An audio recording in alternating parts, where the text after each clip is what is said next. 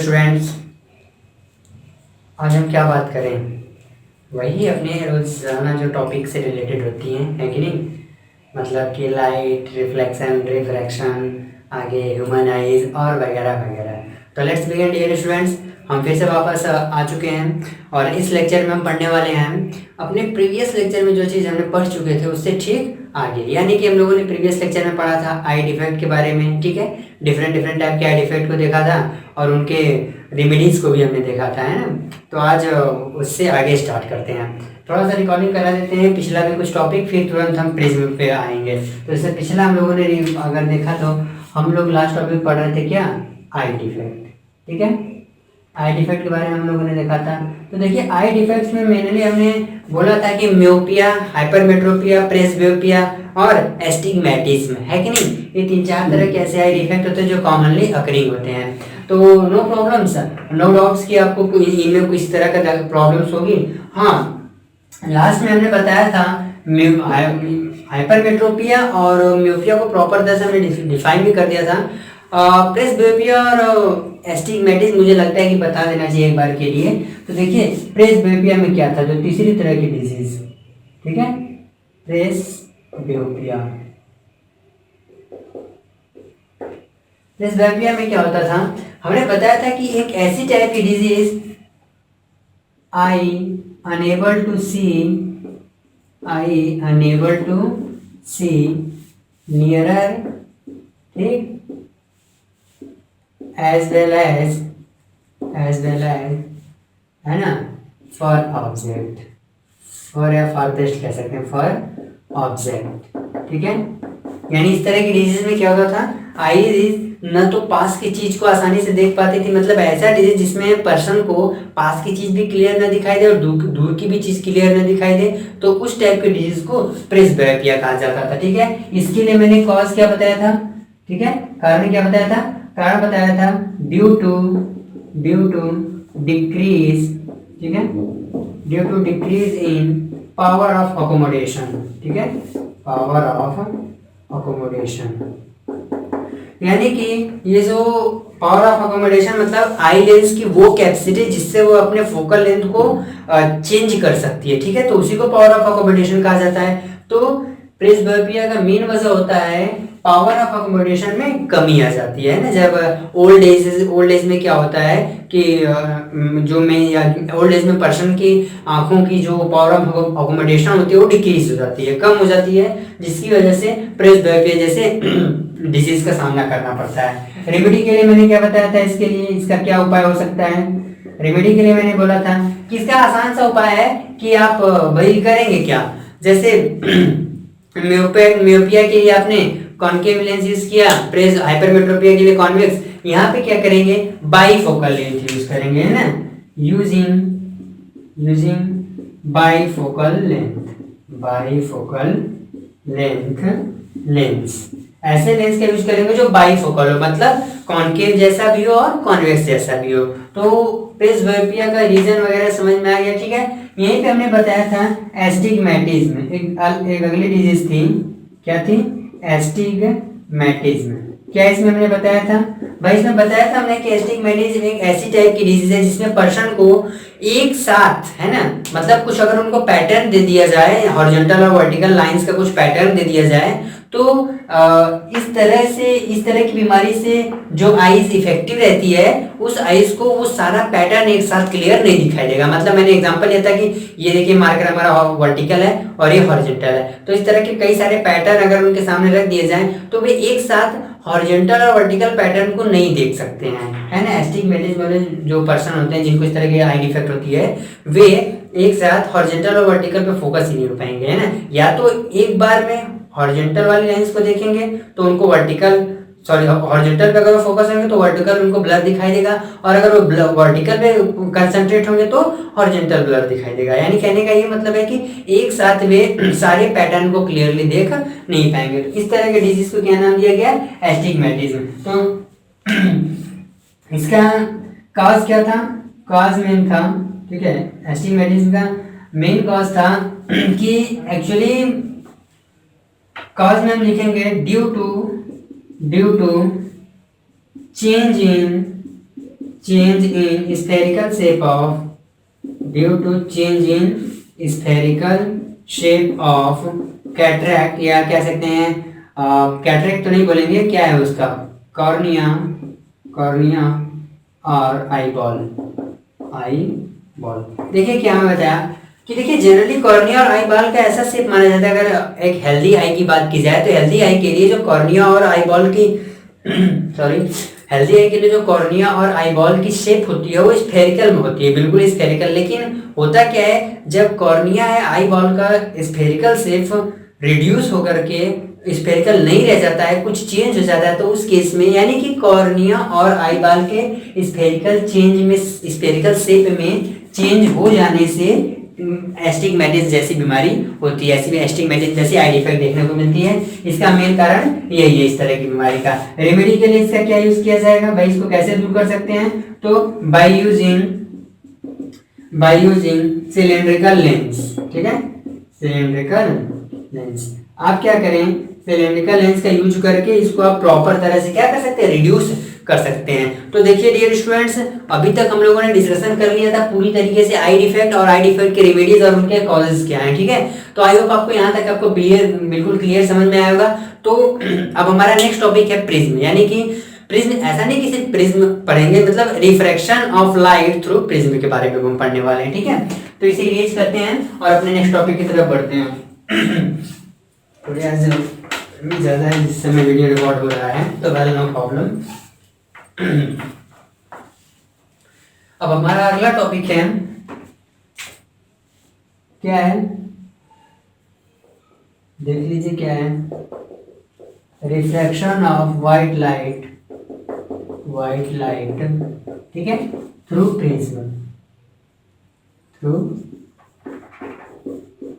Prism, क्या है पहले ये जान लेते हैं। देखिए प्रिज्म के लिए ये लिखेंगे, ठीक है, प्रिज्म के लिए लिख लें पहले, a transparent medium,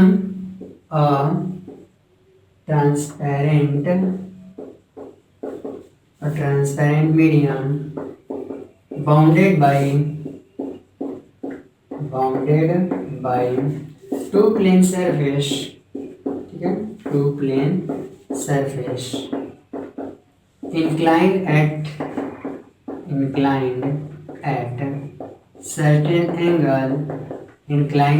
certain angle, ठीक है, called प्रिज्म।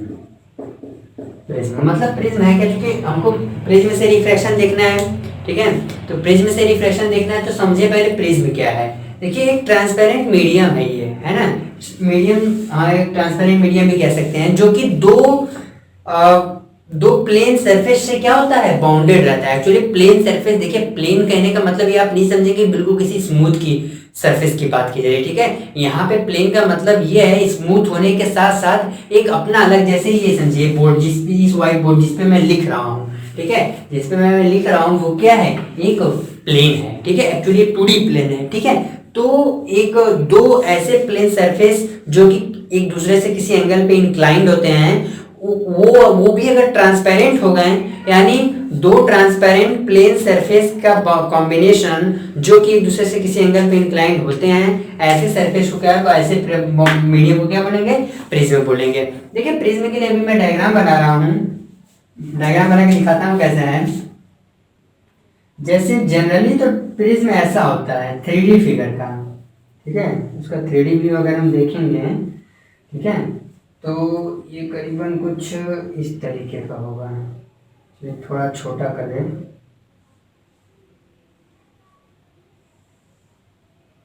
ठीक है, ये नाम दे दें A B C D E, ठीक है।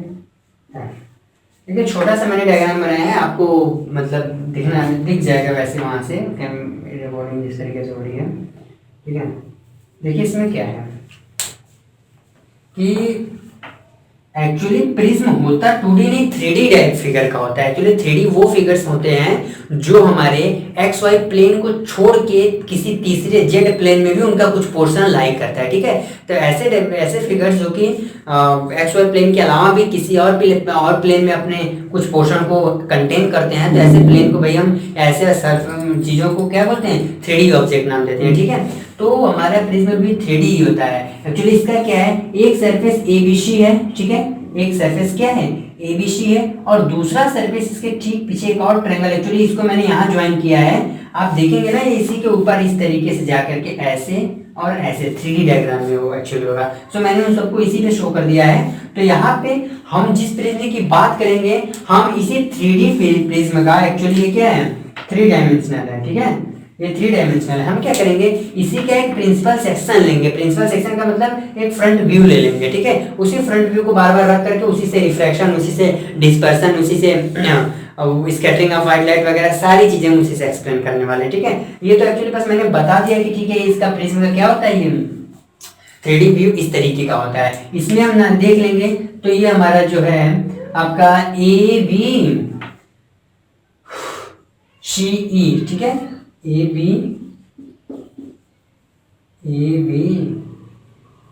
C और E, ये भी आपका क्या होगा, रिफ्रैक्टिंग सरफेस होगा, ठीक है। इसे भी क्या बोलेंगे, रिफ्रैक्टिंग सरफेस बोलेंगे। एक्चुअली इसे रुकिए, ये हम यहाँ से नहीं समझाने वाले हैं, हम इसका प्रिंसिपल सेक्शन लेकर के ही समझाते हैं। फिलहाल इतना मान के चलिए कि प्रिज्म क्या है ये समझ में आ गया, और ये प्रिज्म का हमने 3D व्यू शो किया है, ठीक है। अब हम क्या करते हैं, इसी प्रिज्म का एक प्रिंसिपल सेक्शन लेते हैं और वहीं से आगे चीजों को डिफाइन करते हैं। तो इसे हम जरा मिटाते हैं बीच समय के लिए, ठीक है। हम क्या करते हैं, जो फेमिलियर है आप जिन चीजों से, उससे लेकर बात करते हैं और बता देंगे कि ये क्या है, ठीक है। अगर हम इनको नाम देते हैं ABC, ठीक है। तो एक्चुअली है क्या यहाँ पे, ये हमने अभी जो 3D डायग्राम, जो 3D प्रिज्म हमने बनाया था, उसका क्या है प्रिंसिपल सेक्शन हमने लिया है। तो इसमें क्या होगा, ये जो हमारा AB है और AC है, AB और AC ये क्या है, रिफ्रैक्टिंग सरफेस कहे जाएंगे। इनको क्या नाम दिया जाएगा, रिफ्रैक्टिंग सरफेस, ठीक है। और ये जो BC है, ठीक है, BC, इसको बेस ऑफ द प्रिज्म कहते हैं, बेस ऑफ द प्रिज्म, बात समझ में आ रही है। और ये जो एंगल BAC है, या सिंपली एंगल A जिसको आप बोलोगे, इसको बोलते हैं एंगल ऑफ प्रिज्म। क्या नाम देते हैं, एंगल ऑफ प्रिज्म, ठीक है। चूंकि इंपॉर्टेंट चीजें इनको जाना, तो यहाँ पे एंगल ऑफ प्रिज्म हम इस तरीके से डिफाइन करें, डिनोट करेंगे यहाँ पे।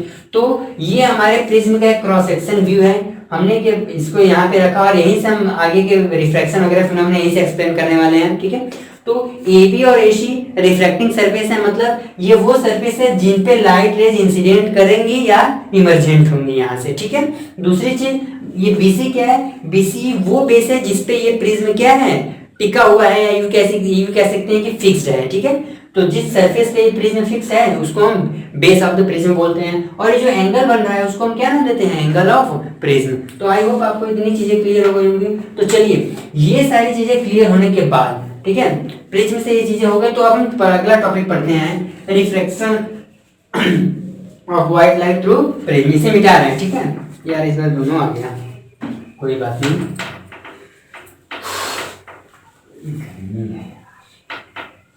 चलिए, refraction of white light through prism. देखिए इसके लिए हम पहले एक स्टेटमेंट लिख लें, ठीक है।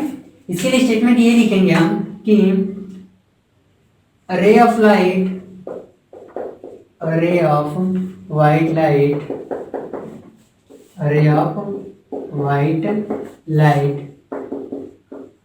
डाइवर्जेस, या यूं कह सकते हैं कि बेंड्स, डाइवर्जेस या यूं कह सकते हैं bends through an angle.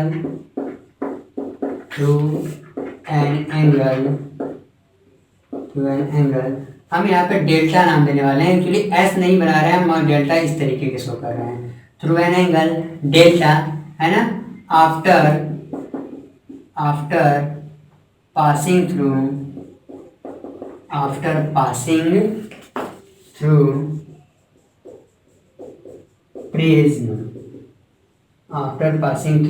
Prism, this process is called, या दिस फिनोमेना कह सकते हैं, दिस प्रोसेस इज कॉल्ड, ऐसे सिंपल कह सकते हैं कि इस प्रोसेस को refraction of white light through prism, diagram से मैं भी समझाता हूँ, डायग्राम भी बना रहा और इसको एक्सप्लेन भी कर रहा हूँ, जरा रुक जाइए। ठीक है, तो ये है हमारा, चलो थोड़ा बड़ा बनाना पड़ेगा ताकि क्लियर दिखाई दे।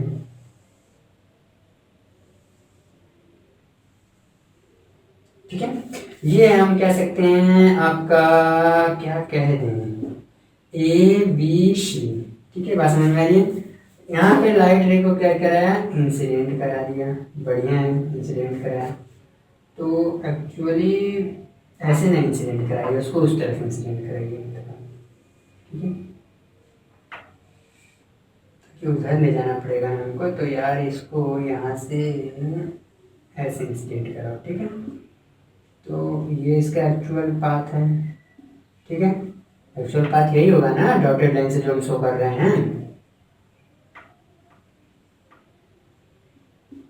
ठीक है, लेकिन चूंकि ये डेंसर से रेयर में जा रहा है, सॉरी रेयर से डेंसर में जा रहा है, तो अगर हम यहाँ पे नॉर्मल ड्रॉप कर दें, ठीक है, यहाँ पे नॉर्मल ड्रॉप कर दें, जो कुछ भी हम नाम दे दें, एम अगर नॉर्मल हम कह दें, तो नॉर्मल की तरफ बेंड करेगा, ये ऐसे आएगा यहाँ पे। ठीक, अब चूंकि यहाँ इस दूसरे सरफेस को स्ट्राइक किया, तो यहाँ पर भी क्या करें, नॉर्मल ड्रॉप कर दें, इसको भी वही नाम दे दें, क्या नाम दे दें, एम और एन नाम दे दें। ठीक है, या यूं कह लीजिए एम और एन, और ये है आपका एम और एन, दोनों नॉर्मल को हमने एक ही नाम दिया है। तो बताइए, ये रेयर से डेंसर में, अब डेंसर से रेयर में जाए, नॉर्मल की तरफ अबे होगी, एक्चुअल पाथ इसका क्या होना चाहिए, एक्चुअल पाथ इसका होना ये चाहिए। ठीक, तो अब डेंसर से रेयर, ठीक है, रेयर से डेंसर में गई तो नॉर्मल की तरफ बेंड की, अब डेंसर से रेयर में जाएगी तो नॉर्मल से अवे हो जाएगी। तो नॉर्मल से अवे होने का मतलब कुछ इस तरीके से। ठीक है, नॉर्मल से अवे होने का मतलब क्या है, एक्चुअली नॉर्मल से अवे होना है ना, ये नॉर्मल की तरफ हो गई, नॉर्मल से अवे होने का मतलब इस तरीके की आ जाएगी, गलती हो रही थी। ठीक है, नाम दे दे ए बी सी, इसको नाम दे दे डी, इसको नाम दे दे ई, इसको नाम दे दे एफ। अब समझिए, मैंने सारा डायग्राम बना दिया, बस एक चीज और बचा है ये। ठीक है, जिसको हम क्या नाम दे देते हैं, एंगल ऑफ डेविएशन, डेल्टा। अब थोड़ा डायग्राम में भी शायद क्लियर है, अब देख लीजिए, यहाँ पे मैंने क्या किया है, एक प्रिज्म लिया है ए बी सी। ठीक है, उस प्रिज्म पे हमने क्या किया है, एक रे को स्ट्राइक करा दिया है, क्या नाम दिया है, ई एफ, इसको मान लो कुछ जी कह दो। ठीक है, जी कह देना ठीक रहेगा। एक रे हमारा जो जी डी इंसिडेंट हो रहा है, ठीक है, किस सरफेस पे, ए बी सरफेस पे, फिर यहाँ से क्या हुआ, एक मिनट जरा,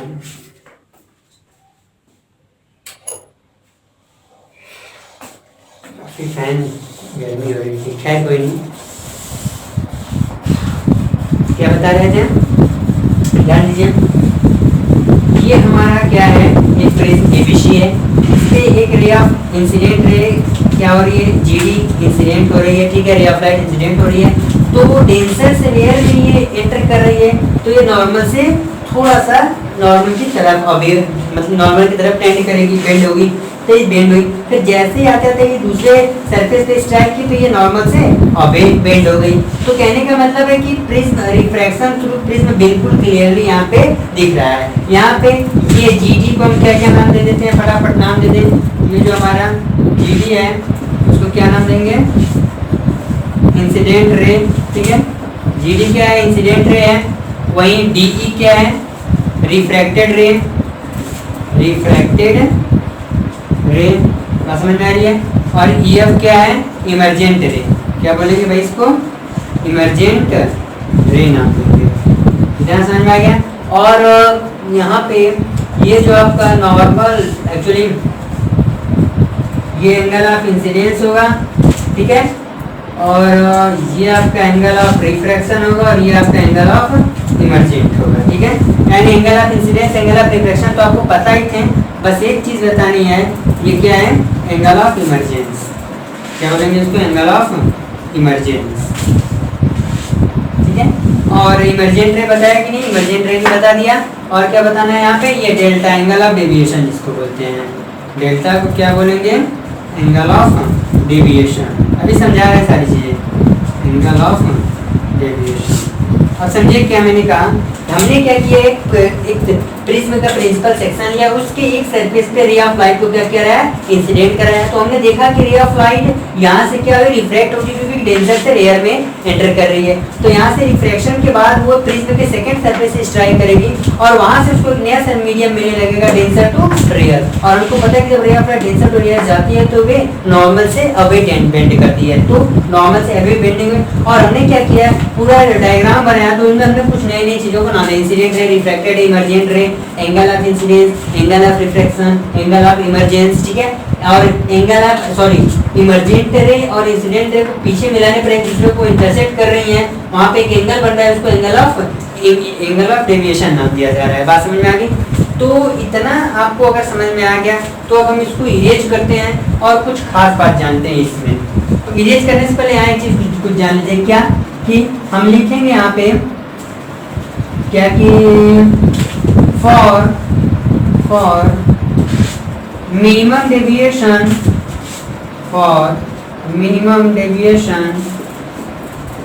of white light, for minimum deviation of white light through prism क्या कंडीशन होनी चाहिए वो हम लिख रहे हैं। कंडीशन होनी चाहिए, क्या होनी चाहिए कंडीशन, एंगल ऑफ इमरजेंस, पूरा स्टेटमेंट में लिख देते हैं, एंगल ऑफ इमरजेंस, ठीक है, emergence is equal to angle of incidence, angle of incidence. देखिए यानी कहने का मतलब angle of E is equal to angle of R।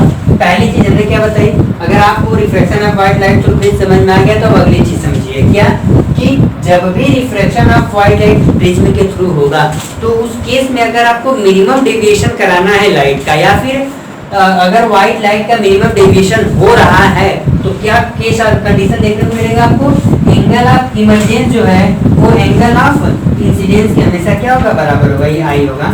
Angle of emergence angle of incidence क्या होगा, ऑलवेज इक्वल होगा। लेकिन किस केस में, जब व्हाइट लाइट का प्रिज्म के थ्रू डेविएशन क्या हो, मिनिमम। बात समझ में आ रही है? यानी मिनिमम डेविएशन के केस में प्रिज्म के थ्रू व्हाइट लाइट का जब होगा मिनिमम डेविएशन तो उस केस में एंगल ऑफ इमरजेंस जो है वो एंगल ऑफ इंसिडेंस के इक्वल देखने को मिलेगा। बात समझ में आ रही है? इतनी। और दूसरी चीज ये है कि इसमें फॉर्मूला निकालते हैं, इसको हमें इसको इरेज करना पड़ेगा। तो लेट इरेज इट, है ना, लेट इरेज टू मी, मुझे इरेज कर दे दीजिए इसे, फिर आगे हम बढ़ते हैं। और इस केस में जो एंगल ऑफ प्रिज्म था, और दूसरी चीज स्टार क्या कर सकते हैं कि द रिफ्रैक्टिव इंडेक्स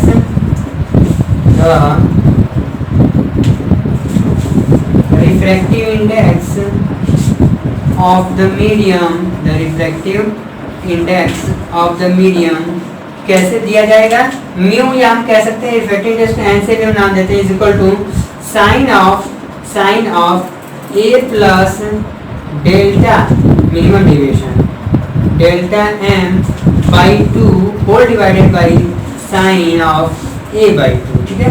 एक ये फॉर्मूला मिला हमें, एक्चुअली क्या है ये, प्रिज्म का रिफ्रैक्टिव इंडेक्स इस फॉर्मूले के हेल्प से क्या फाइंड किया जा सकता है। भाई प्रिज्म भी तो ठहरा है ट्रांसपेरेंट मीडियम और हो सकता ग्लास का ही है, तो उसका तो अपना ना कुछ रिफ्रैक्टिव इंडेक्स होगा।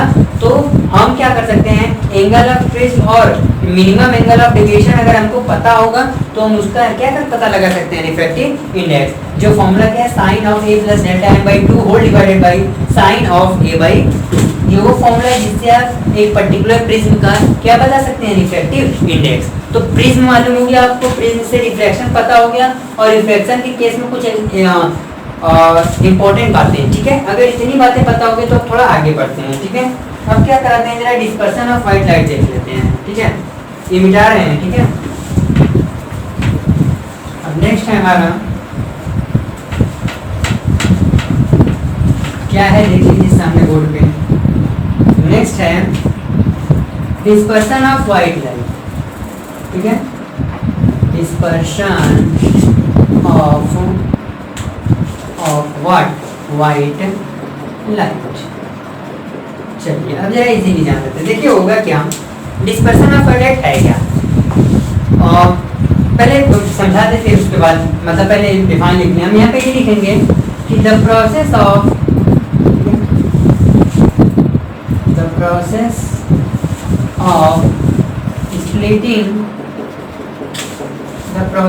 splitting of white light the process of splitting of white light after passing through prism, ठीक है, the process of splitting of white light into its 7 constituent color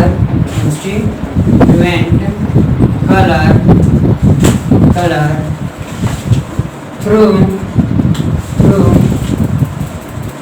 refraction of prism या through prism called dispersion of white light, क्या बोलते हैं इसको, dispersion of white light. यह पे एक चीज और जान लीजिए, फिर हम सारी चीज समझा रहे हैं। और डिस्पर्शन ऑफ वाइट लाइट अभी डिस्पर्शन ऑफ वाइट लाइट को रहने दें। और एक चीज और यहाँ पे जान लेते हैं, क्या कि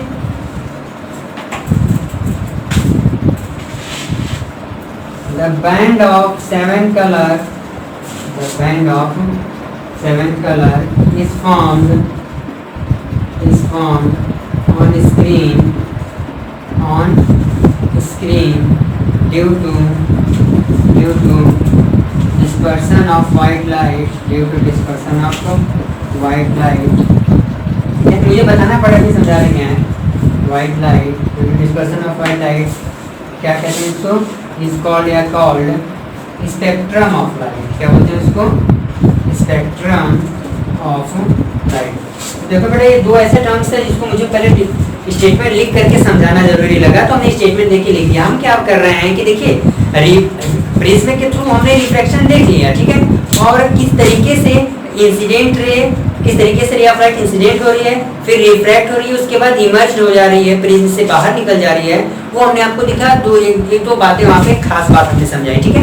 तो अब क्या होगा, अब हम क्या करते हैं कि होगा कि जब हम व्हाइट लाइट को एक्चुअली प्रिज्म पे स्ट्राइक कराएंगे, ठीक है, तो वो जो व्हाइट लाइट है वो एक्चुअली व्हाइट लाइट में 7 कलर होते हैं, ठीक है। एक मिनट जरा फैन ऑफ करना है।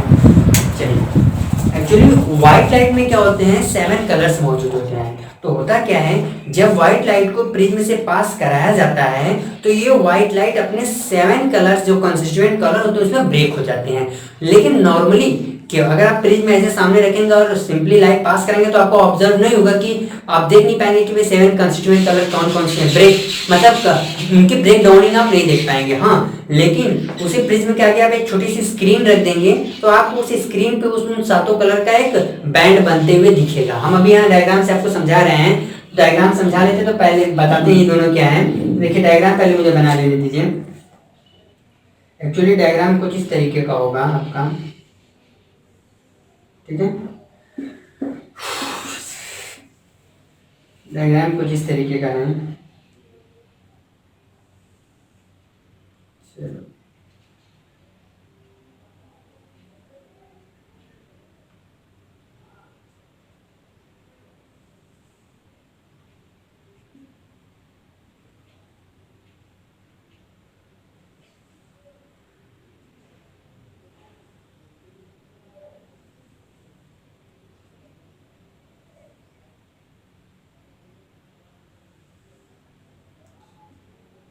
जरा ध्यान दीजिएगा, बड़ा सही बनने वाला है अभी कुछ देर में। 1 2 3 4 5 6 और एक लास्ट ऐसे आप समझ लीजिए 7। ये हमारा V है और ये हमारा R है और ये पूरा जो है, ठीक है, ये हमारा 7 कलर का स्पेक्ट्रम। एक्चुअली मैं स्पेक्ट्रम अभी नहीं बना रहा हूँ, क्या कर रहा हूँ यहाँ पे भी क्योंकि मैं बता रहा हूँ। ये हमारी स्क्रीन है, ठीक है,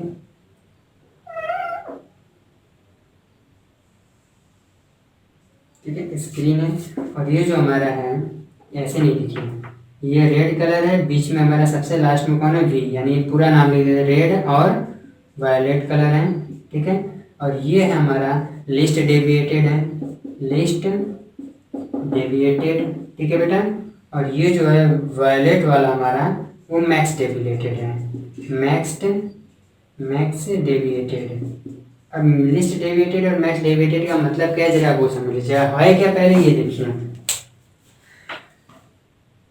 ये पूरा प्रोसेस कौन सा प्रोसेस, जिसमें ये व्हाइट लाइट अपने 7 कंस्टिट्यूएंट कलर में ब्रेक हो गई है, ये वो प्रोसेस जिसमें व्हाइट लाइट अपने 7 कंस्टिट्यूएंट कलर में ब्रेक हो चुकी है, इस पूरे प्रोसेस को हम क्या नाम देते हैं? Dispersion of white light. बात समझ में आ रही है? लेकिन डिस्पर्शन ऑफ व्हाइट लाइट के हेल्प से अगर हम स्क्रीन पे इन 7 कलर्स को ऑब्टेन करेंगे तो हमको एक स्पेक्ट्रम दिखेगी या हमको एक बैंड दिखेगा 7 कलर का। क्या मैं बता रहा हूँ?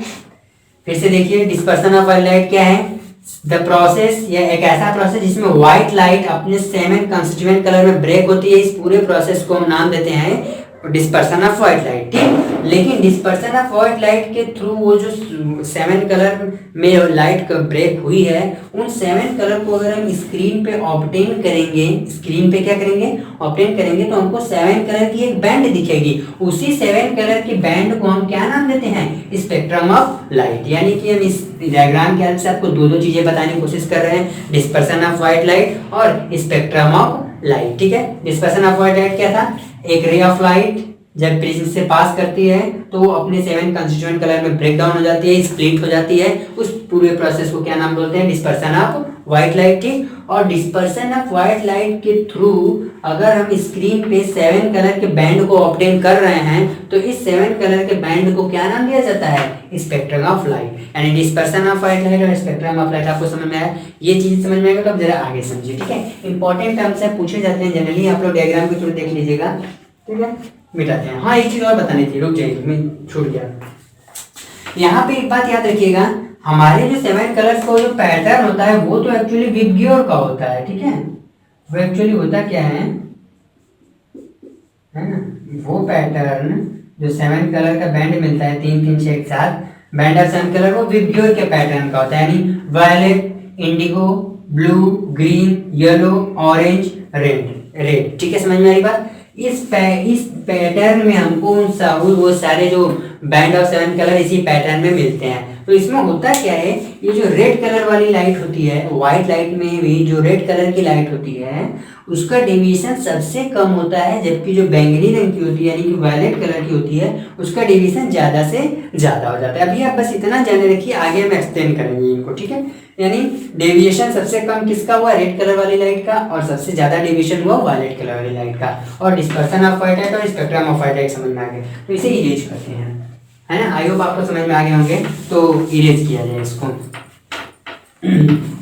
डिस्पर्शन ऑफ व्हाइट लाइट हो गया, स्पेक्ट्रम ऑफ व्हाइट लाइट हो गया, और उससे रिलेटेड कुछ इंपॉर्टेंट बातें। चलिए, अब कुछ और चीज आप जान लीजिए, कुछ और चीज में जैसे बता रहे हैं।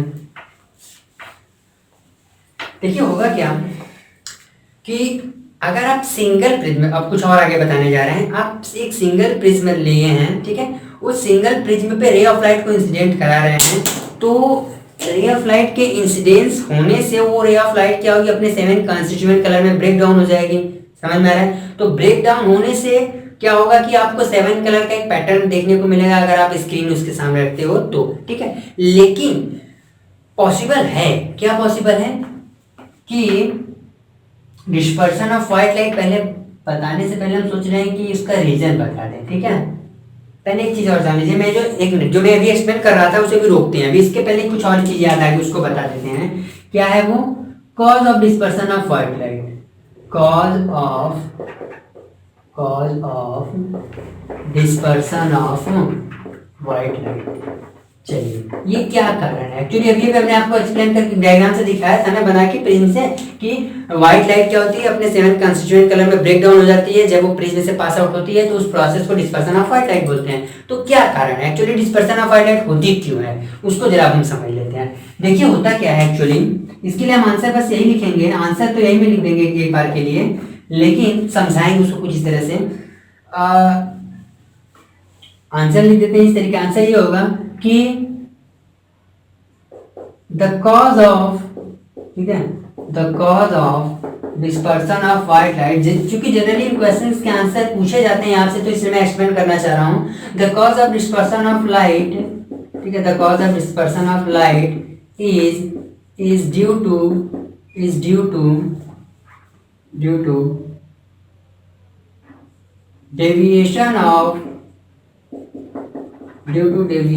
of different color, due to deviation of different colour at different angle. बस इतना, इसको पूरा प्रोसेस हम अभी समझाते हैं। देखिए होता क्या है कि ये जो हमारे विबग्योर के पैटर्न में आपको देखने को मिलता है VIVGYOR, ठीक है, विबग्योर में है ना। वायलेट इंडिगो, देखते हैं क्या नाम होते हैं, वायलेट, ठीक है, Indigo, blue, green, yellow, orange का सीजन भी शायद चल रहा है ना, रेड, ठीक है। हम क्या करते हैं एक्चुअली, ये 7 कलर का पैटर्न हमको देखने को मिलता है, स्पेक्ट्रम देखने को मिलता है जब हम कोई स्क्रीन सामने रखते हैं। तो इस 7 कलर के पैटर्न में एक्चुअली होता क्या है, देखिए मेन बात ये होती है कि जब लाइट वैक्यूम से पास करती है तो all colours have same speed, ठीक है, all colours have same speed. ये खास बात होती है कि जब व्हाइट लाइट वैक्यूम से पास करती है तो व्हाइट लाइट में जो 7 कलर्स हैं, यानी विबग्योर के पैटर्न में जो मिल रहे हैं, वे 7 कलर्स यानी सभी कलर्स की स्पीड सेम रहती है, कोई डिफरेंट स्पीड से नहीं जाता है। वैक्यूम में अगर लाइट ट्रेवल करती है तो उस व्हाइट लाइट में मौजूद 7 कलर्स बिल्कुल सेम स्पीड से क्या करते हैं, प्रोपेगेट करते हैं, यानी सातों कलर क्या करते हैं, सेम स्पीड से चलते हैं। लेकिन होता क्या है actually, in different medium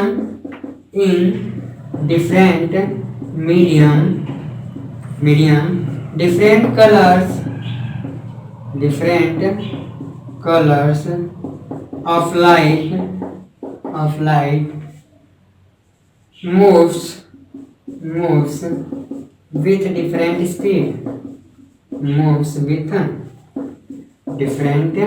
speed, अब इसका देखिए वजह सेम, अब इसके आगे हम कुछ लिखेंगे, पूरा एक्सप्लेनेशन आपको बताने वाले हैं। होगा क्या, हमने 2 चीज बताई कि वैक्यूम से जब व्हाइट लाइट पास करती है तो उसमें जितने भी 7 कलर्स होते हैं सबकी स्पीड सेम होती है। लेकिन अगर वही व्हाइट लाइट किसी पे पर्टिकुलर मीडियम से, जैसे ऑयल में पास कर रही हो या किसी ट्रांसपेरेंट मीडियम में पास कर रही हो, तो सभी कलर्स की स्पीड क्या होती है, डिफरेंट होती है। लेकिन एक चीज और यहाँ पे जान लीजिए कि इन ट्रांसपेरेंट मीडियम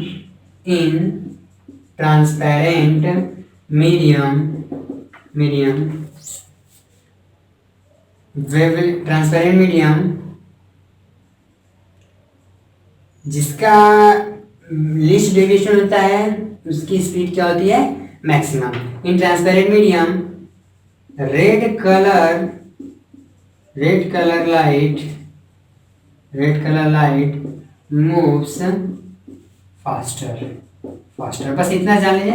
यानी कि होता क्या है, वैक्यूम में सारे कलर्स सेम स्पीड से मूव करते हैं, लेकिन किसी मीडियम में सभी कलर की स्पीड अलग अलग होती है। लेकिन अगर वो मीडियम आपका कोई ट्रांसपेरेंट मीडियम हो जाए, तो उस केस में जैसे ग्लास हो गए, वाटर हो गए, तो ट्रांसपेरेंट मीडियम के केस में ये जो व्हाइट लाइट में जो 7 कलर्स हैं, उन 7 कलर्स में रेड कलर की स्पीड सबसे ज्यादा होती है, ठीक है। ट्रांसपेरेंट मीडियम में रेड कलर वाली लाइट की स्पीड क्या होती है, मैक्सिमम होती है। तो आप समझिए बात क्या है, मेन कारण था डिस्पर्सन ऑफ व्हाइट लाइट होता क्यों है। Dispersion of white light mainly आप लिखेंगे आंसर है तो सिंपली ये लिखेंगे कि डिफरेंट कलर के व्हाइट लाइट में जो डिफरेंट कलर की लाइट्स हैं, उनका डिवीजन डिफरेंट एंगल पे होता है। तो उनका डिवीजन डिफरेंट एंगल पे होने की वजह से डिस्पर्सन ऑफ व्हाइट लाइट होता है। लेकिन अब उसको समझेंगे कैसे, एक्सप्लेन कैसे करेंगे, ये देखिए। होता क्या है कि वैक्यूम में व्हाइट लाइट में मौजूद सारे कलर्स की स्पीड सेम होती है। जब भी व्हाइट लाइट वैक्यूम से पास करेगी तो सारे कलर की व्हाइट लाइट की स्पीड क्या होगी, सेम होगी। लेकिन जब वही व्हाइट लाइट किसी पर्टिकुलर मीडियम में मूव करती है तो सारे जो व्हाइट कलर में मौजूद लाइट्स हैं डिफरेंट वे डिफरेंट स्पीड से मूव करना शुरू करते हैं, ठीक है। और होता क्या है, जब डिफरेंट स्पीड से मूव करते हैं तो उस केस में वे डिफरेंट एंगल पे डेविएशन उनका होने लगता है। एक्चुअली उनका जो डेविएशन होता है वो डिफरेंट एंगल पे होता है। स्पीड बदल जाने से किसी पर्टिकुलर मीडियम में उस पर्टिकुलर कलर की लाइट का स्पीड बदल जाने से क्या मतलब डिफरेंट देखने को मिलेगा, उस पर्टिकुलर कलर की स्पीड बदल जाने से ये डिफरेंट देखने को मिलेगा कि वो पर्टिकुलर लाइट का डेविएशन डिफरेंट होगा बाकियों की तुलना में। जैसे हमने क्या दिखाया था, वहां पे प्रिज्म के थ्रू हमने क्या दिखाया था कि रेड कलर वाले का डेविएशन सबसे कम और वायलेट वाले का डेविएशन सबसे ज्यादा होता है। तो ऐसा क्यों होता है? क्योंकि वहां पे रेड कलर वाली जो व्हाइट लाइट है उसका यहाँ से एक डेविएशन इसकी तुलना में ज्यादा नहीं हुआ, कम हुआ है। ठीक है, तो डेविएशन कम हुआ है यानी उसकी स्पीड यहाँ पे ज्यादा है। तो यानी कहने का सिंपल ये मतलब कि totally due to different angle पे उनके डेविएट होने से डिस्पर्सन ऑफ व्हाइट लाइट होता है। और याद रखिएगा जब भी प्रिज्म से रिफ्लेक्शन होगा तो उस केस में रेड लाइट का डेविएशन सबसे कम होगा और सबसे ज्यादा डेविएशन का मतलब यार सिंपली उसके एक्चुअल पाथ से उसको डेविएट करना। तो रे ऑफ लाइट रेड लाइट की डेविएशन सबसे कम होती है और ये जो आपका कौन गया वायलेट कलर का जो डेविएशन सबसे ज्यादा होता है। ठीक है, और क्या बात ध्यान रखनी है कि रेड लाइट की स्पीड सबसे ज्यादा होती है ट्रांसपेरेंट मीडियम में बाकी कलर्स के कंपैरिजन में। बात समझ में आ गई? अच्छा, ये सारी चीज समझ में आ गई तो अब इसको इरेज करते हैं और क्या करते हैं, अब आगे चला बढ़ते हैं। चलिए इसे इरेज करते हैं। आई होप आपको समझ में आ गए होंगे कि डिस्पर्सन ऑफ व्हाइट लाइट क्यों होता है, यही वजह है, due to deviation of different colour of light at different angle. और डिफरेंट एंगल को होना भी जरूरी है, जानना जरूरी है। क्यों? क्योंकि वेवलेंथ वहां पे चेंज हो रही है। एक चीज याद रखिएगा, मैंने बताया था कि रिफ्रैक्शन ऑफ लाइट जब भी होगा तो वहां पे लाइट की स्पीड में चेंज देखने को मिल सकता है, वेवलेंथ में चेंज देखने को मिल सकता है, लेकिन फ्रीक्वेंसी में चेंज देखने को नहीं मिलेगा। बस समझ में आ रही है? स्पीड में आपको देख ही रहे हैं भाई, वैक्यूम के कंपैरिजन में अगर वो ग्लास में आया तो तुरंत उसकी स्पीड चेंज बदलने देखने को मिल गई। अच्छा, लेकिन वेवलेंथ जरूर बदलेगा लेकिन फ्रीक्वेंसी नहीं बदलेगी। ठीक है, तो चलिए अब आगे आते हैं। अब हमारा अब ये हेडिंग मिटा देते हैं। अब हम नेक्स्ट क्या करते हैं, नेक्स्ट एक चीज जान लेते हैं, क्या है वो, रिकम्पोजिशन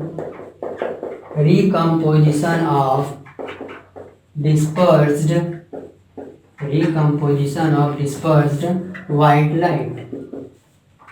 डिस्पर्स्ड व्हाइट लाइट क्या है ये रिकम्पोजिशन? एक्चुअली इसको हम ऐसे डिफाइन करेंगे कि recombination of dispersed white light, dispersed 7 color of light into white light is called, क्या बोलते हैं उसको, इज कॉल्ड रिकम्पोजिशन। ठीक है, रिकम्पोजिशन ऑफ डिस्पर्स्ड लाइट। क्या हमने बताया ये जरा समझिए। देखिए क्या किया हमने, प्रिज्म से हमने लाइट को डिस्पर्स करा दिया, उसके 7 कंस्टिट्यूएंट कलर में ब्रेक भी कर दिया। अब ऐसा प्रोसेस जिसमें ये जो व्हाइट लाइट डिस्पर्स हो चुकी है यानी अपने 7 कंस्टिट्यूएंट कलर में ब्रेक हो चुकी है, तो ऐसा प्रोसेस जिसमें इस डिस्पर्स हो चुके व्हाइट लाइट को हम वापस से व्हाइट लाइट में पा सकें, यानी एक ऐसा प्रोसेस जिसमें डिस्पर्स्ड व्हाइट लाइट को फिर से कंबाइन करके आपस में जोड़ के एक व्हाइट लाइट फिर से ऑपरेट किया जा सके, तो इस प्रोसेस को recomposition of dispersed white light बोलते हैं। एक्चुअली ये होता क्या है, इसमें करते क्या है कि मैं ऐसे रफ आइडियाज बता दे रहा हूँ आपको। एक प्रिज्म का बेस अगर ये लेते हैं तो इसी के ठीक सामने स्क्रीन ना रख के, खैर स्क्रीन रहेगी तो इससे पता चलेगा कि बैंड ऑफ 7 कलर ऑब्टेन कैसे हो रही है। लेकिन यहीं पे हम रिवर्स इसके और प्रिज्म रख देते हैं, ठीक है, जो कि इसके अपोजिट रखा होता है।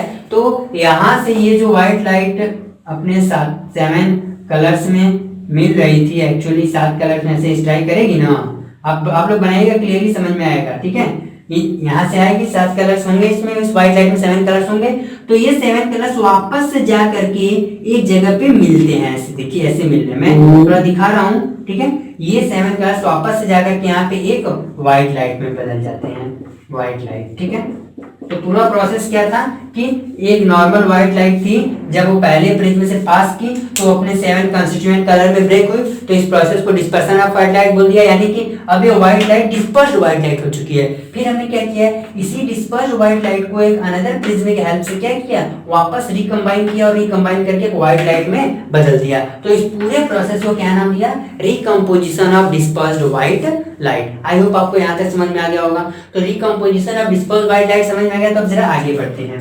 ठीक है, तो घबराए नहीं, बिल्कुल इजीली फैक्ट वाइज चीजें समझ में आ रहा है।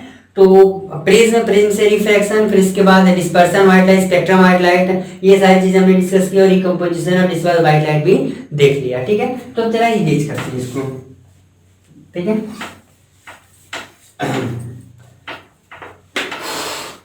ये चीज हो चुकी है। तो नेक्स्ट अब हमारा है, जरा कुछ और टर्म जान लेते हैं।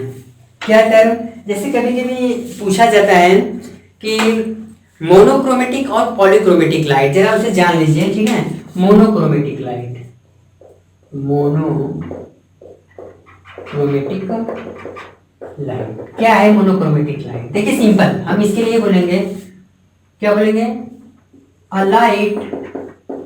Light of single colour, a light of single color or of single wavelength or of single wavelength, ठीक है, or of single wavelength called क्या बोलते हैं इसको, मोनोक्रोमेटिक लाइट बोलते हैं। ठीक है, क्या बोलेंगे बेटा, मोनोक्रोमेटिक लाइट। ठीक है, एग्जांपल क्या मैं आपको दे दूं सिंपल कि sodium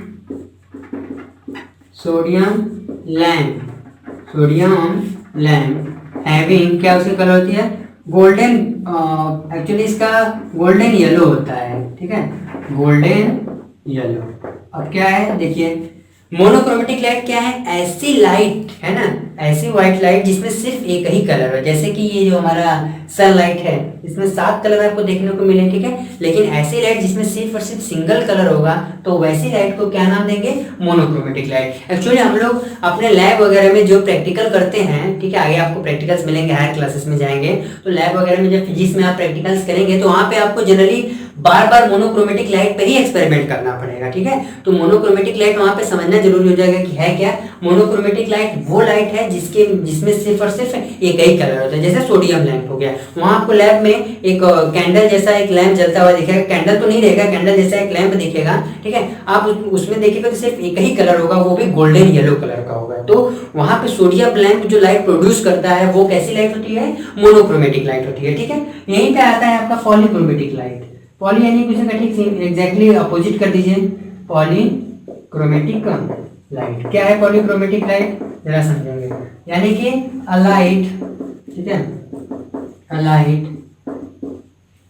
of many colour, simple इतना समझे। यानी मेनी कलर होगा तो मेनी वेवलेंथ भी होंगे उसके, बहुत सारे, एक से ज्यादा जितने कलर्स होंगे उसके वेवलेंथ तो उसमें देखने को मिलेगा। यानी कि ऐसी लाइट जिसमें एक से ज्यादा कलर मौजूद होते हैं उनको पॉलीक्रोमेटिक लाइट बोलते हैं। एग्जांपल के लिए रख लो सनलाइट। ठीक है, सनलाइट क्या है आपका, पॉलीक्रोमेटिक लाइट है। तो मोनोक्रोमेटिक लाइट और पॉलीक्रोमेटिक लाइट आपको समझ में आ गया।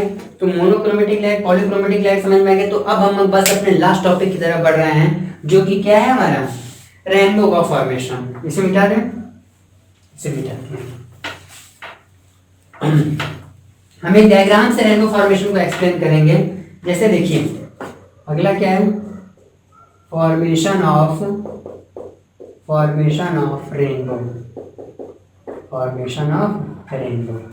यार पिछला समझ में आ गया ना, मोनोक्रोमेटिक और पॉलीक्रोमेटिक। तो फॉर्मेशन ऑफ रेनबो समझते हैं क्या है। एक्चुअली होता है क्या, फॉर्मेशन ऑफ रेनबो आपका जो है, रेनबो वो different dispersion of white light के थ्रू होता है। इसके लिए मैं डायग्राम लेके आपको समझाऊंगा। पहले डायग्राम से मुझे बना लेने दीजिए, फिर मैं आपको समझाता हूँ डायग्राम है क्या। एक्चुअली इस डायग्राम में होगा क्या, यहाँ से मान लो सनलाइट आ रही है। ठीक है,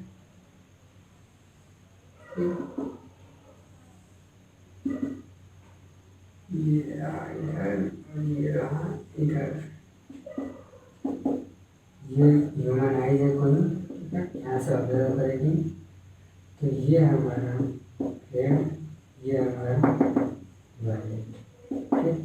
तो इधर भी क्या हो जाएगा, वायलेट जा रहा है, इधर क्या है, रेड जा रहा है, ये हमारा क्या है, वाइट लाइट है। पूरा प्रॉपर बना लेते हैं, फिर मैं भी समझा रहा हूँ, ठीक है। और इस प्रोसेस में यहाँ पे क्या हो रहा है, TIR, टोटल इंटरनल रिफ्रैक्शन हो रहा है। अब समझिए होता क्या है, सिंपली ये हमारी एक क्या है, रेन ड्रॉप है, रेन ड्रॉप। मैं छोटा सा एग्जांपल लेके आपको समझा रहा हूँ। होता क्या है, फॉर्मेशन ऑफ रेनबो होता क्या है, फॉर्मेशन ऑफ रेनबो मतलब जब देखिए व्हाइट लाइट, एक्चुअली बारिश के दिनों में होता है क्या है, रेनी सीजन में जब बारिश हो चुकी होती है, ठीक है, या बारिश होने के दौरान भी, या बारिश हो रही है या फिर बारिश हो चुकी है, उस केस में क्या होता है कि हमारे एटमॉस्फेयर में वाटर ड्रॉपलेट्स काफ़ी ज़्यादा अमाउंट में पाए जाते हैं। एक्चुअली होता क्या है कि नॉर्मल ह्यूमिडिटी के कंपेरिजन में वहाँ वाटर ड्रॉपलेट ज़्यादा हो चुके होंगे, क्योंकि अभी अभी बारिश हुई है, ठीक है। तो बारिश के सीजन में क्या होता है, या बारिश के दौरान जब वाटर ड्रॉपलेट्स हमारे एटमॉस्फेयर में हैंग रहती हैं, यानी कि उसमें लटकी हुई होती हैं, तो होता क्या है, जब सनलाइट आती है और उन वाटर ड्रॉपलेट्स में एंटर करती है, तो एक्चुअली वो जो छोटे छोटे वाटर ड्रॉपलेट्स होते हैं ना, वे एक प्रिज्म की तरह, हर एक वाटर ड्रॉपलेट एक सिंगल प्रिज्म की तरह बिहेव करता है उस केस में, ठीक है। यानी कि हमारे एटमॉस्फेयर में बारिश के दौरान क्या होता है, ढेर सारी वाटर ड्रॉपलेट्स होती हैं और हर एक वाटर ड्रॉपलेट्स एक प्रिज्म की तरह बिहेव करता है। तो होता क्या है, जब व्हाइट लाइट इस हर वाटर ड्रॉपलेट पे स्ट्राइक करती है, तो उस केस में क्या होता है कि हर वाटर ड्रॉपलेट चूंकि एक प्रिज्म की तरह बिहेव कर रहा है, तो अभी हमने देखा प्रिज्म क्या करता है, अपने ऊपर पड़ने वाले व्हाइट लाइट को प्रॉपर 7 कलर में, कॉन्सेंट्रेट कलर में ब्रेक कर देता है। तो होता क्या है, हमने यहाँ पे क्या लिया कि चूंकि वहां पे ढेर सारे वाटर ड्रॉपलेट्स हैं और हर वाटर ड्रॉपलेट व्हाइट लाइट को उसके 7 कंस्टिट्यूएंट कलर में ब्रेक डाउन कर रही है, तो हर एक वाटर ड्रॉपलेट व्हाइट लाइट को उसके कंस्टिट्यूएंट कलर में ब्रेक कर रही है। ये पूरी प्रोसेस काफी ज्यादा मात्रा में, क्योंकि वहां पे वाटर ड्रॉपलेट्स ज्यादा अमाउंट में है। तो इस तरह से हमें क्या है, एक रेनबो बनता हुआ दिखता है, 7 कलर की एक बैंड बनती हुई दिखती है। उसको कौन बना रहा होता है, हमारे एटमॉस्फेयर में मौजूद ढेर सारी water droplets, tiny water droplets, जो कि हर एक वाटर ड्रॉपलेट एक प्रिज्म की तरह बिहेव कर रहा है, इस वजह से ऐसा होता है। तो हमने इसको एक्सप्लेन करने के लिए क्या किया, एक रेन ड्रॉप को कंसीडर किया और क्या किया कि इस पे रे ऑफ लाइट को स्ट्राइक कराया। तो चूंकि रे ऑफ लाइट अपने साथ सही बहुत सारी 7 कलर्स कंस्टिट्यूट किए, हमने सिर्फ रेड और वायलेट के लिया है, बाकी बीच के कलर्स के अंदर कंस्टिट्यूएंट हैं। तो रेड कलर, वायलेट कलर, चूंकि यहाँ से क्या होना चाहिए था, एक बात ये भी होनी चाहिए थी कि ये डेंसर मीडियम है, रेयर मीडियम है कि नहीं, ये आपका डेंसर हो जाएगा, वाटर ना बाहर का रेयर, तो रेयर से डेंसर में ठीक समझ में, आप डेंसर से रेयर में रे ऑफ लाइट जा रही थी तो उसको वापस चले जाना चाहिए था, लेकिन यहाँ तो रिफ्रैक्शन हो जा रहा है। ये भी जरा सोचने वाली बात है ना, क्योंकि हमने पता है कि जब लाइट डेंसर से रेयर में जाती है तो वहाँ पे रिफ्रैक्शन होता है, लेकिन यहाँ पे देखो डेंसर है वाटर ड्रॉपलेट्स और रेयर है हमारा एयर, तो होना चाहिए था यहाँ पे रिफ्लेक्शन, लेकिन वो ना हो कि यहाँ पे एक्चुअली TIR होता है, टोटल इंटरनल रिफ्लेक्शन, जो हमने वहां पे बताया था। यहाँ पे इस केस में इस पॉइंट पे ये जो रे ऑफ लाइट ये इंसिडेंट हो जाएगी, तो इंसिडेंट एंगल यहाँ पे क्रिटिकल एंगल से ज्यादा हो चुका है। इस केस में जो इंसिडेंट एंगल है वो क्रिटिकल एंगल से क्या है, ज्यादा है, इसीलिए TIR हो गया यहाँ पे, टोटल इंटरनल रिफ्लेक्शन।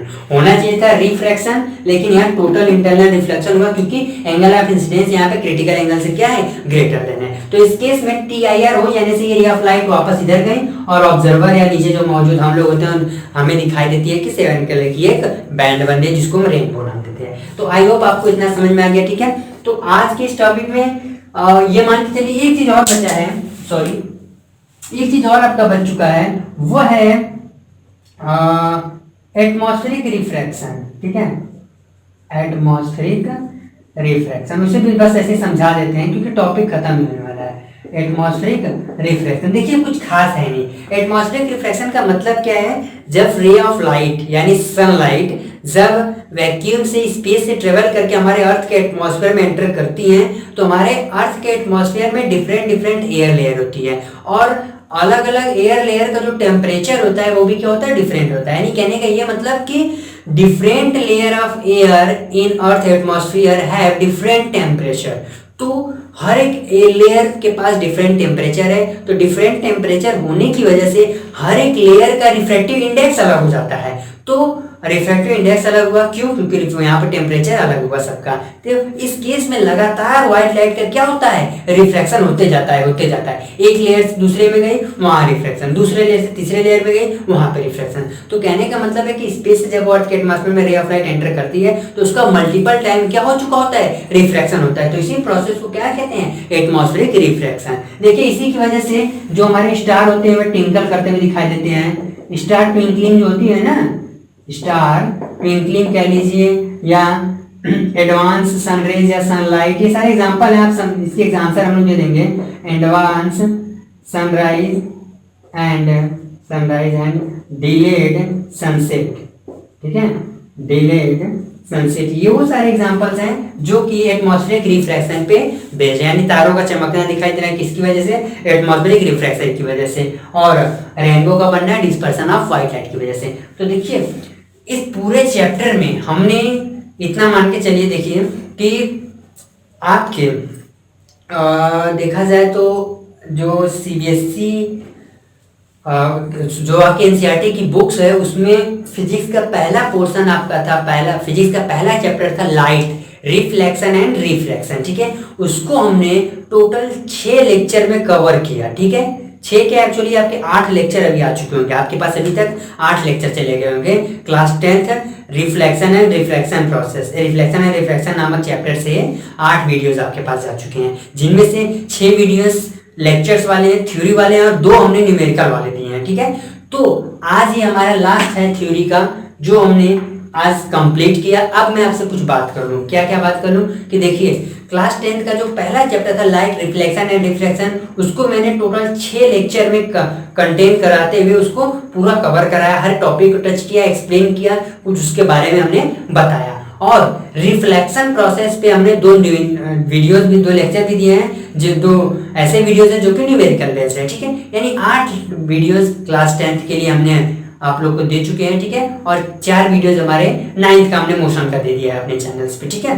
तो मोशन वाला तो खैर हमने जो 9th के क्लास 9th के बच्चों को जिन्हें मोशन वाला दिया है उनको भी एक भी वीडियो न्यूमेरिकल वाला नहीं दिया है। चारों वीडियोस हमने दिए हैं, तो चारों वीडियोस में हमने उनको थ्योरी दी है, और आप लोग को 6 वीडियो में थ्योरी और 2 वीडियो में न्यूमेरिकल। तो अब के बाद अब अगला जो आप लोग को वीडियोस आएगा, अगला आपको जो लेक्चर मिलेगा उसमें अभी हम बात करेंगे, न्यू चैप्टर नहीं स्टार्ट करेंगे, हम क्या करेंगे, लेंस से रिलेटेड जितने न्यूमेरिकल है उसको करने वाले हैं, ठीक है। यानी कि 2 वीडियो न्यूमेरिकल वाले जो पहले मिल चुके हैं वो रिफ्लेक्शन वाले फिनोमेना पे बेस्ड है। अब रिफ्रैक्शन यानी कि लेंस और लेंस फॉर्मूले पे जिस टाइप के क्वेश्चन बन सकते हैं आपके सिलेबस में, हम उसको लेकर के आएंगे नेक्स्ट लेक्चर में, ठीक है। उसके बाद यानी एक वीडियो अभी आपको और मिलेंगे न्यूमेरिकल वाले, इसके बाद हम क्या करेंगे, नेक्स्ट चैप्टर की वीडियोस आपको देंगे, ठीक है। तब तक अगर आप लोगों को किसी भी तरह का डाउट्स होता है तो आप नो डाउट्स क्लियरली क्या करें, उसको पूछें, जिस भी तरह से अपने कमेंट सेक्शन में जिस तरह से आपको लगता है आप उसको इजीली पूछ सकते हैं, ठीक है। यानी कि आपके बाद से आपको एक वीडियोस और मिलेंगे इस चैप्टर से रिलेटेड, इसके बाद जो मिलेगा इलेक्ट्रिसिटी वाला मिलेगा, ठीक है। तो और जो क्लास 9 के बच्चे हैं उनको जो वीडियोस मिलने वाला है वो मिलेगा मोशन के बाद का, वो भी न्यूमेरिकल वाला, ठीक है, वो जल्दी मिलने वाला है। तो चलिए आज के लिए बस इतना ही, मिलते हैं।